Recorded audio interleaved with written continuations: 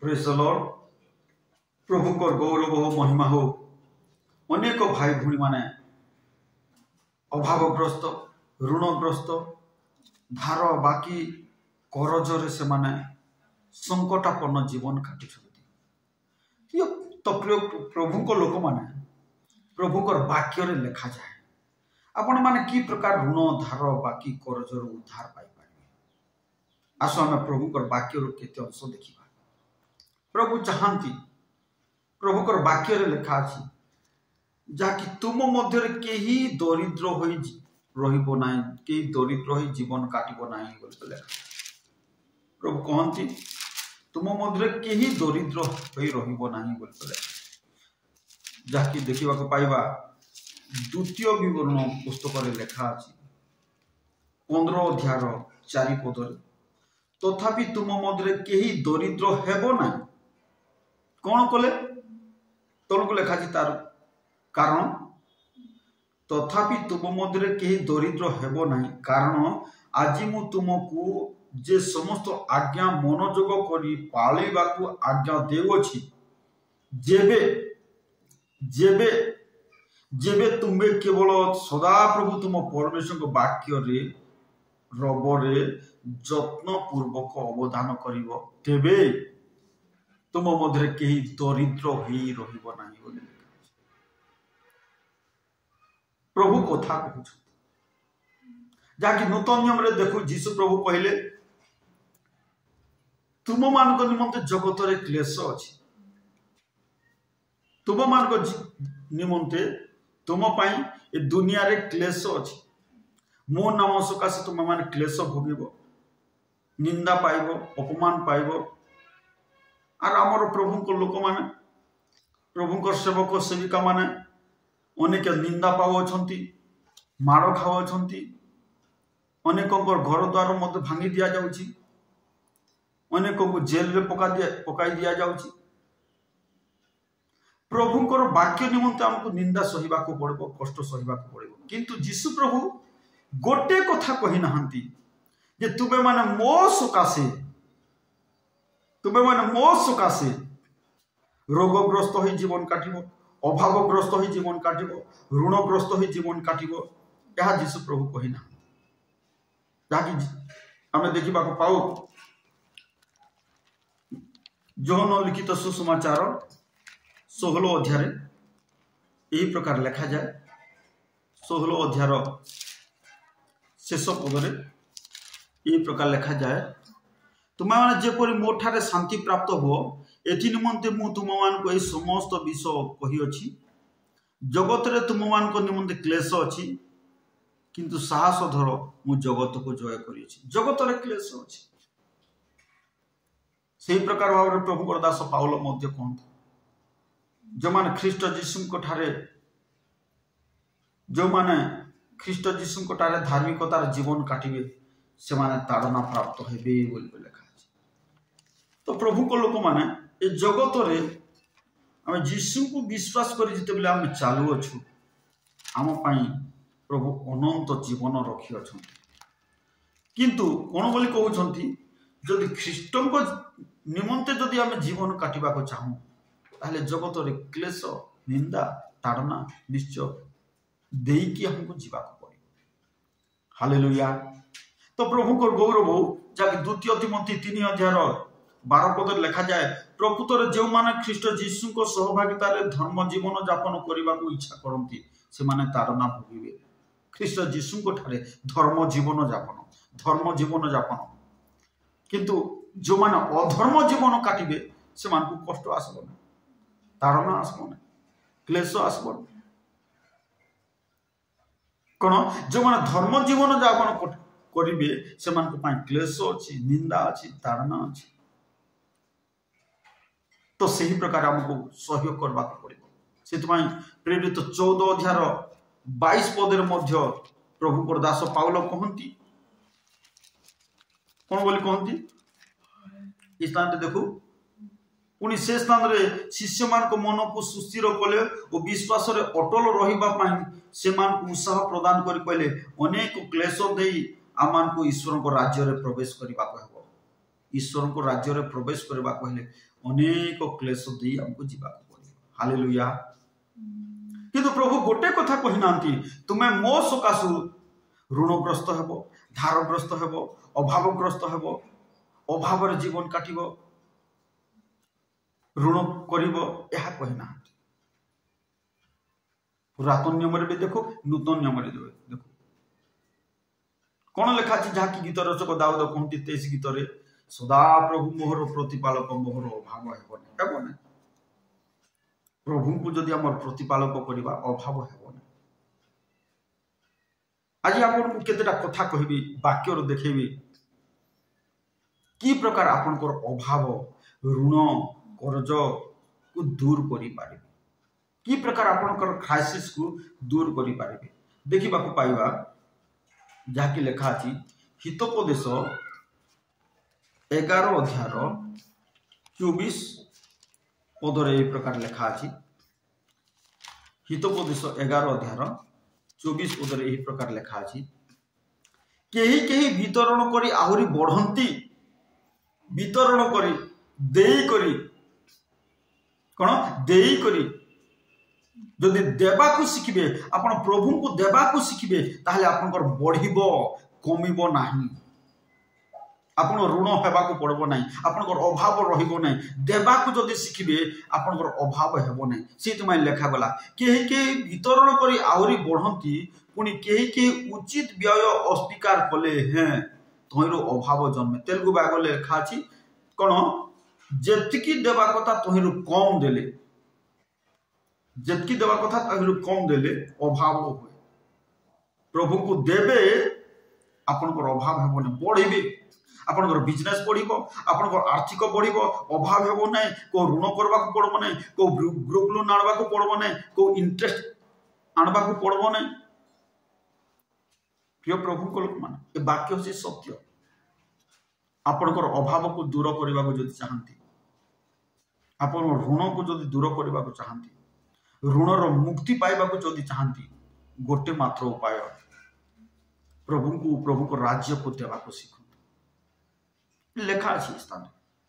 कोन 24 पदरे कोन लेखा गला केही केही वितरण करी देई करी आहुरी बढ़ंती बढ़ंती। कोन ए जगतर मेंटालिटी कोन अछि देई देले सरी जाए, अरे देले सर्व नै, प्रभु को देले सर्व नै। प्रभु को जदि देवा को शिखब बढ़िब कौन तुम आर्थिक उन्नति हेबो, टंका पैसा बढ़िब, ऋण करबा को पड़बो नै, अभाव रहिबो नै। कौन कले प्रभु को देवा को शिखिले। पुनी 25 पदर लेखा अछि दानशील प्राणी परितृप्त हेबो। दान जे दान देवा को शिखिबो परितृप्त हेबो बोली लेखा अछि। प्रिय प्रभु को लोक माने, प्रिय भाई भूणी माने, उड़ीसा रो मोर प्रिय भाई भूणी माने शिखंतु आपण को जीवन रे अभाव अछि, ऋणग्रस्त अटंती, ऋण केबे हेले जाउनी, अभाव केबे हेले जाउनी, जीव निश्चित भाव रे जीव केंती जीव जीसु का नाम रे जीव केंती जीव आपण जदि देबा को शिखिबे। काहा को देबो देखा जो जेते बेले जीसु प्रभु तांकर प्रोग्राम सब करथले, मीटिंग सब करथले, गोटे छोट बालक 5टी रोटी 2टी माछ आनी थिला तार निज खाइबा पाए। जेते बेले जीसु प्रभु कहिले तुम मान को पाखरे कोन किछि अछि कि, से बालक कहला हां आज्ञा अछि। केते अछि? 5टी रोटी 2टी माछ अछि। आर तार खाइबा पाए मध्ये यथेष्ट नै। किंतु कौन कहले जीसु प्रभु ठीक अच्छे मोर पाख को आण। से बालक जीसुकर पाख को आणिला, ता मां एमिति ताको शिखैथिला बाबरे स्वार्थपर हेबु नै, लोभी हेबु नै। आज कहीं कि आम लोक माने देवा को इच्छा करनांती लोभ सकाश। आमे एते देई देबु कि स्वार्थपरता सकाश, आमे एते देई देबु कि देई देले कोन हेबो पास्टर खाइ देबो। अरे तुम पास्टर को दौन, प्रभु को दौछ, बालक को दौन, प्रभु को दौछ। आर प्रभु केबे हेले तुमर ऋणी हेबे ना, फेरेइबे 100 गुण रे फेरेइबे। हालेलुया। ताहा जानो कोन लोभ आज आम लोक मैंने लोभ सकाश दौना प्रभु को दौना प्रभु को पाद तल को आणुना कौन प्रभु को पाद तल को आणुना से अभाव जो जे पर्यंत प्रिय भाई प्रिय भौणी देवा को शिखब ना तुम अभाव जीव ना तुम ऋण जीव ना तुम धार बाकी जीव ना ये वाक्य शुण और निज को चैलेंज दियो ये वाक्य हूँ सत्य देवा को शिख तुम अभाव रही तुमको ऋण करवा को पड़ो प्रभु ताहा कथा तो देखो से 5टी रोटी 2टी माछ से सान बालक जीशु को दे देवारो 5000 लोक खाली एते बढ़िला जीशु को दे देवारो एते बढ़िला बढ़िला बढ़िला बढ़िला बढ़िला तुम जीवन रे मध्य बढ़िबो जीशु को देले बढ़िबो तुमर इनकम बढ़िबो तुमर बिजनेस बढ़िबो तुमर आय बढ़िबो बढ़िबो बढ़िबो जीशु को देले एका बढ़िबो नहले बढ़बो ना प्रभु ताहा कथा कहउछन जदि प्रभु को देवा को शिखबो ताले निश्चय बढ़िबो एते बढ़िला जे 5000 लोक खाई 12 ढाला बोली हालेलुया देवा को शिखबो तुम नियंत्रण हेबो ने बलका देवा को शिखबो ने ताले तुमर अभाव हेबो अभाव हेले ऋण करिबो ऋण करी तुमे धारग्रस्त हेबो आ समस्याग्रस्त हेबो समाज रे मंडल रे अपमान पाइबो प्रभु ताहा कथा कहउछन आज ये वाक्य को शुण कौन प्रभुकर वाक्य लिखा আছে देले बढ़िब कौन आम देखा पाऊँ हितोपदेश 11:24 पदरे केही केही वितरण करी आहुरी बढ़ती देले बढ़िब निश्चित भाव अनेक पद पर्व अच्छे लोक पुस्तक 6:38 लिखा है दान कर ताहले तुमको दियाजिब नहले नहीं नहले दियाजिब ना मिलबो ना अरे प्रभु न देवा पर्यंत पाई पारबो प्रभु न देवा पर्यंत पाई पारबो जहन 3:27 पद लिखा जाए स्वर्गर प्रदत्त न हेले मनुष्य किछि पाई पारे नाही बोली को लिखा है हमर गुटे ऑफिस अछि हेड ऑफिस अछि स्वर्गर कौन लिखा गला जहन उत्तर देले स्वर्गर प्रदत्त न हेले मनुष्य किछि प्राप्त होई पारे नाही अरे स्वर्गर दिया न गले मनुष्य किछि पाई पारे नाही तुमे पाई पारबो नाही अरे तुमे देले तुमको ग्रांटेड हेबो स्वर्गर हेले ग्रांटेड हेबो स्वर्गर भंडार हेले सैंक्शन हेबो हालेलुया प्रभु को देवा सीख कंजूस हो नाही लोभी हो नाही लोभी हेले पाइबो लोभी हेले ऋणग्रस्त हेबो अभावग्रस्त हेबा केते भाई भून मान कहती अरे आम थिले तो देबू मने पकाओ दाऊदंकर गोटे कथा कौन ये लिखा अच्छी देखा प्रथम वंशावली 22 अध्याय गोटे दाऊदंकर गोटे कथा लिखा अच्छी कि प्रकार समय दाऊद प्रभु को निमंते देइथिले आम देखा पाई जहाँकि दाऊद साक्ष्य दियंती प्रथम वंशावली 22 अध्याय 14 पद आ देख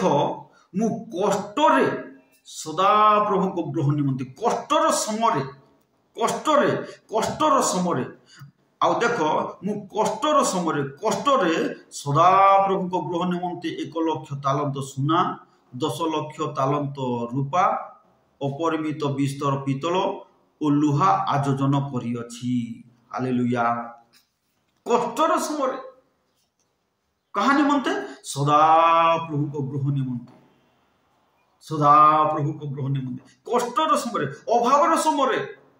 तुम अभाव अच्छी बोली कह से समय का प्रभु को देवा शिख ताहले अभाव दूर हे तुम कम अच्छी बोल से कम समय प्रभु को देवा शिख ताहले अभाव दूर हे ऋण करवा को पड़ब ना धार करवा को पड़ब ना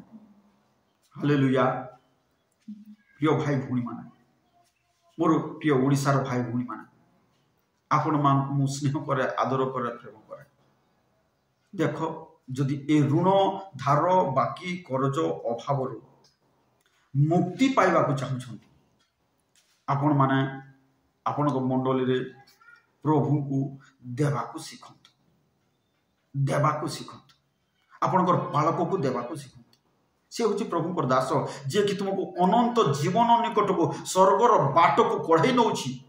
ताकू जदि दौछ तुम्हें प्रभु को दौछ जीशु प्रभु कहले जे कि मोर दास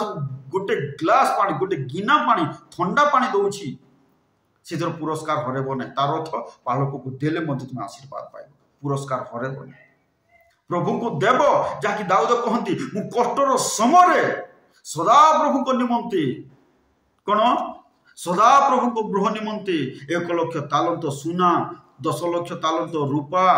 ओ परिमित बिस्तर पितल और लुहा आयोजन करियछि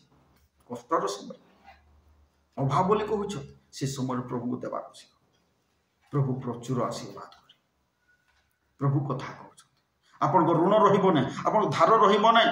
सेतबा गीत रचक कहती गीत संहिता 37 अध्याय 25 पदरे मु जुबा थिली एबे वृद्ध होई अछि तथापि मु धार्मिक को परित्यक्त और ताहार वंश को खाद्य भिक्षा करिबार देखि नै मागिबार देखि नै ऋण करबार देखि नै धार्मिक व्यक्ति केबे ऋण करिबो नै मागिबो नै धार करिबो नै कहउचंती से मु धार्मिक को परित्यक्त बा ताहार वंश को खाद्य भिक्षा करिबार देखि नै मागिबो नै काहे प्रभु ताको जोगे प्रभु कथा कहउछ प्रिय भाई प्रिय भौणी तुम धार तुम ऋण करज दूर हो पार गोटे विषय जदि केवल प्रभु को देवा को शिखब निश्चित भाव देख प्रैक्टिस कर तुम मंडल रे तुम चर्च रे तुम सेवक मान को तुम पालक को देवा को शिख ताहले तुम अभाव रहिबन प्रिय भाई प्रभु ताहा कथा कहउछ तो सेति आसु ए दिन मान करे जो वाक्य सुनियो ए वाक्य अनुसार जीवन काट आपण धार आपण ऋण रहिबो निश्चय ऋण मुक्ति पाइबे निश्चय अभाव मुक्ति पाइबे प्रभु ताहा कथा कहउछ प्रभु को जीवन तो वाक्य होची सत्य तो प्रभु ए समस्त वाक्य द्वारा कथा कहउछ आसु चक्षु बंद करबा प्रार्थना करबा मंगलमय परमेश्वर बापा दयामय प्रभु ए वाक्य द्वारा कथा कह जो भाई भौणी मान प्रभु ऋणग्रस्त अभावग्रस्त धारग्रस्त हो जीवन काटुंट से क्षमा कर साहाय्य कर ये वाक्य शुणी से प्रभु तुम पाद तले देवा शिखिबे तुम्हें साहाय्य कर अनुग्रह कर एवं से ऋण धार करज अभाव रक्षा कर दया कर साहाय्य कर निश्चय प्रार्थना शुणुच प्रभु धन्यवाद जीसु का नाम प्रार्थना।